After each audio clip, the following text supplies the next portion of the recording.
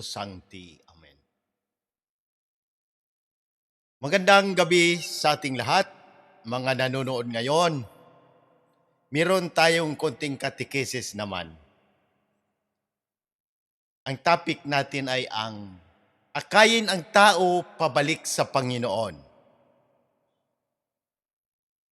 Kung ikaw ay gumagawa ng paraan upang akayin ang mga tao pabalik sa Panginoon,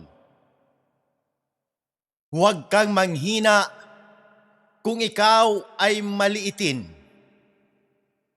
iwasan, o hindi tanggapin ng ilan. Hindi ito dahil ikaw ay mali, kundi dahil ayaw nilang magbago. Ngunit kung patuloy kang gumagawa ng mabuti sa kapwa, minamahal ang Panginoon sa pagsunod sa kanyang mga utos at sa pagganap ng mabubuting gawa, darating ang panahon na may mga taong kusang lalapit sa iyo. Hindi dahil sa ikaw ay perpekto, kundi dahil nakikita nila si Kristo sa iyong buhay.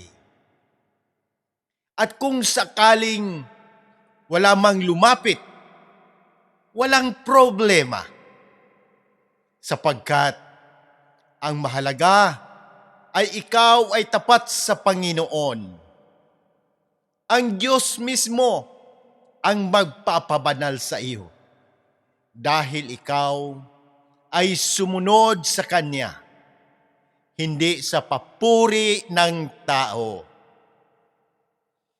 Mapalad kayo kapag kayo'y kinapupuutan, iniinsulto at pinararatangan ng kasinungalingan dahil sa akin.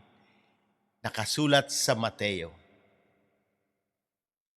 Mas mahalagang sundin ang Diyos kaysa tao. Ito ay nakasulat sa Gawa. Ito ang paalaala sa atin bilang mga Romano Katoliko. Ang ating misyon ay magmahal, maglingkod, at maging tapat.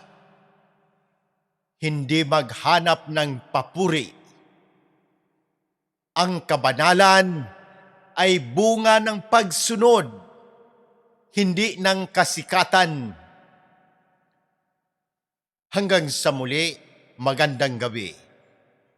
God bless. In nomine Patris et Filii et Spiritus Sancti. Amen.